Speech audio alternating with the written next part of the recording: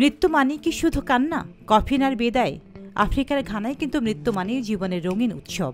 কেউ মারা গেলে তাকে বিদায় জানানো হয় এমনভাবে যেন সে জীবনের সবচেয়ে জমকালো পার্টিতে যাচ্ছেন।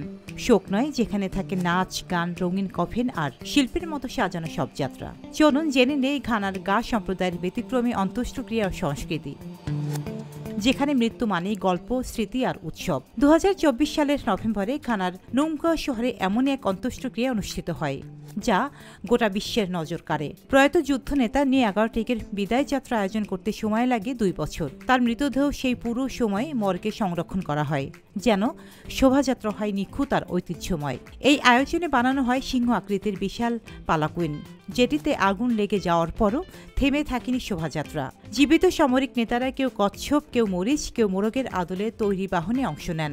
বাদ্যযন্ত্র আর ঐতিহ্যবাহী পোশাকে অংশ নেন গ্রামের শত শত মানুষ। এই ব্যতিক্রমী ঋতুগুলোর অনুপ্রেরণা এসেছে সুইস নৃতত্ত্ববিদ রেগুলা চুমির গবেষণা থেকে। তার লেখা ও ছবির ওপর ভর করে ঘানার মানুষ তাদের প্রাচীন রীতিগুলো নতুনভাবে ফিরিয়ে আনছেন।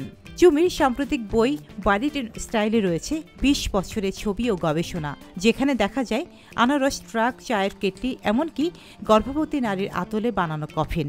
আপনার হয়তো মনে আছে ভাইরাল হওয়া কফিন ডান্সার দলের কথা, যারা কাঁধে কফিন তুলে নাচেন। তাদের নেতা বেঞ্জামিন আইডু এই সংস্কৃতির প্রতিনিধি। তিনি চেয়েছিলেন শোকের বদলে মৃত্যুতে হাসি ফোটাতে। আজ সেই নাচ হয়ে উঠছে ঘানার এক সাংস্কৃতিক পরিচয়। ঘানার আরও এক রীতি হল লেইং আউট, যেখানে মৃতদেহ বসে বা দাঁড়িয়ে অতিথিদের অভ্যর্থনা জানায়। কোনো মৃত পুরোহিতকে দেখা যায় মন্দিরের আতলে তৈরি ঘরে, হাতে থাকে বিয়ারের বোতল। আবার কিছু চিপদের দাফন করা হয় গোপনে। কখনো খালি কফি নিয়ে চলে শোভাযাত্রা। ঘানার এই সংস্কৃতি আমাদের এক নতুন দৃষ্টিভঙ্গি দেয়, যেখানে মৃত্যু মানে জীবনের একটি অধ্যায়ের রঙিন সমাপ্তি। শোক নয়, যেখানে থাকে স্মৃতি, গল্প আর আনন্দ। হয়তো আমাদেরও নতুন করে ভাবার সময় এসেছে, বিদায় কি শুধু কষ্টেরই হতে হবে? রোজিনা রোজি, দেশকাল।